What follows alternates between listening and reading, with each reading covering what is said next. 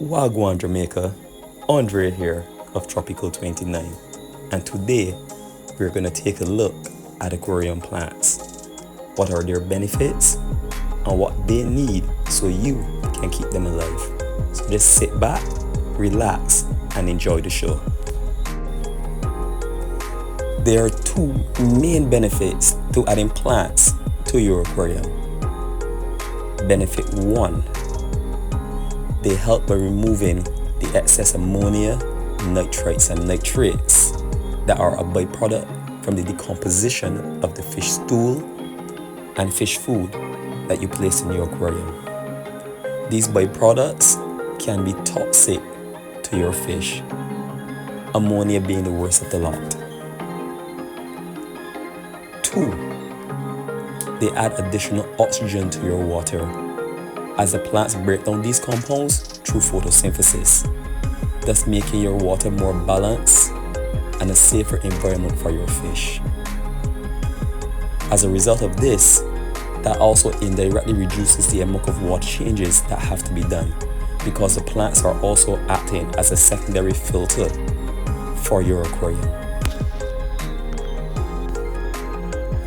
By just adding the roots of Monstera, Pothos, Philodendrons, Dieffenbachia, or a host of other quote-unquote host plants to your aquarium, you can have these same benefits while creating a unique look in your home. This is for those who don't yet want to venture into the world of aquascaping, where we create gardens in your aquarium. The two most important things that plants need to grow are light and fertilizer. Of course, there is one more, that being carbon dioxide, aka CO2. But for the purpose of this video, we're gonna skip over CO2 and just focus on beginner-friendly plants. Light. It's the number one recommendation I give my clients if they have to prioritize getting one thing. It's easier to reduce the amount of light you have in your aquarium than it is to increase it. And light make a massive difference in the health of your plants and their appearance. As a starting light, the brand I recommend is Phoenix. It has a wide range of options. It gives you excellent value for money. The build quality isn't bad, it's sturdy. But most importantly, the light output is excellent for the price of the product. So if there's one recommendation for a light that I can and will make, it would be to get a Phoenix. Yes, there are cheaper lights, but a lot of the cheaper lights that I have tried do have pitfalls that I later regretted. The second thing plants need is fertilizer. This would be the ammonia, nitrites, and nitrates that come about from the decomposition of the fish waste and fish food, as well as magnesium, manganese, phosphate, potassium, and other micronutrients like iron and boron that you may have to add if they're not present in the substrate that you're using. Ammonia is the least desired of the components needed, as it is the most toxic to fish. That being said, all of these components are important for the growth and the regulation of the biological processes of the plant. Even iron, which is a micronutrient, is important for the production of chloroplasts, which is important for the overall photosynthesis process that the plant endures. And iron is also known to increase those vibrant greens and reds that one may desire to grow beautiful aquarium plants.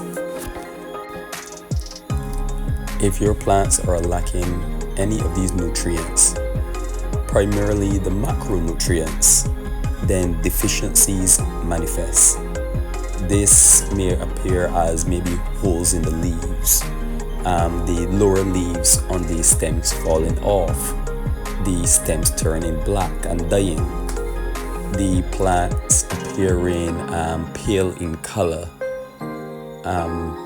Maybe some of the younger leaves are a bit deformed, small, or twisted, or the leaves simply do not grow as big as they were previously. All of these are signs of deficiencies and should be looked at if you want to improve the overall health of the plants and by proxy the overall health of your aquarium and the fish. Healthy plants also fight algae by consuming a lot of the same nutrients that algae would use to grow. So if you're having an algae issue in your tank, one way to fight that would be simply to add more plants. The fertilizer I recommend if you need to add some to your aquarium is the A2O brand. This is a fertilizer that is made in the Caribbean for the Caribbean, because most of the more popular brands are made for places where the water is sulfur. Plants tend to enjoy a pH around that 5.5 to 6 ratio, on the softer side, and the water in the Caribbean is quite hard, so it makes it difficult for some plants to absorb those nutrients unless the mixture is mixed specifically with that in mind. You can find that product in Hobby Hut or Next to Nature, and I am proud to say it is made by us here at Tropical 29. Also, since plants consume 400% more nutrients through their roots than through their stems and leaves, I recommend using a good substrate.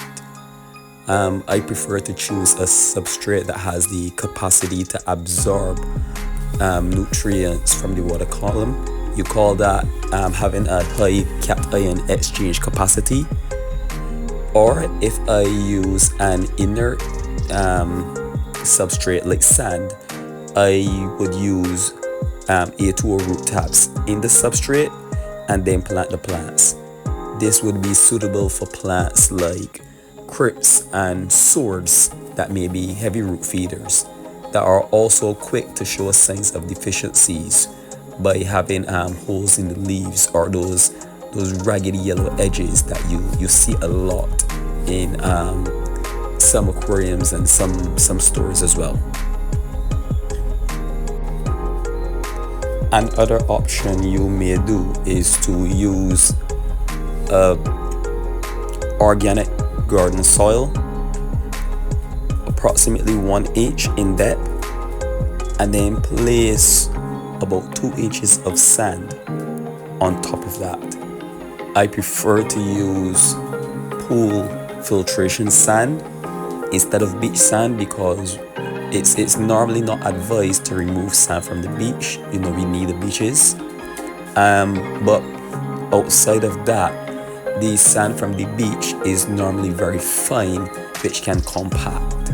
That makes it a bit more difficult for the roots to traverse. But the main reason why I prefer not to go that route is because those fine particles and that compaction prevents gases from escaping, which could cause sulfur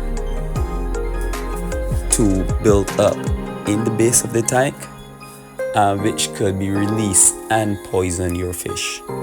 So I prefer to go with pool filtration sand, which makes it easier to grow carpeting plants, and it also allows the substrate to breathe a little. Some people do prefer gravel, but I don't like gravel. Gravel does not keep the nutrients in the substrate. Everything just escapes freely, and more often than not, you end up with algae, because even if you do use root tabs, they will just leach into the water column because there's nothing to keep the nutrients in the substrate. Yeah, so those would be my recommendations in regards to substrate. We've now reached the end of the video. Do feel free to reach out to us if you have any questions. I also want to take this opportunity to congratulate my brother in Christ, Marlon Brown, for placing in the top 500 of the International Aquatic Design Competition. He did very well, and as you can see from the video here of his aquarium, it is simply phenomenal. This is a good representation for Jamaica and the Caribbean in regards to aquascaping. Andre here, over and out.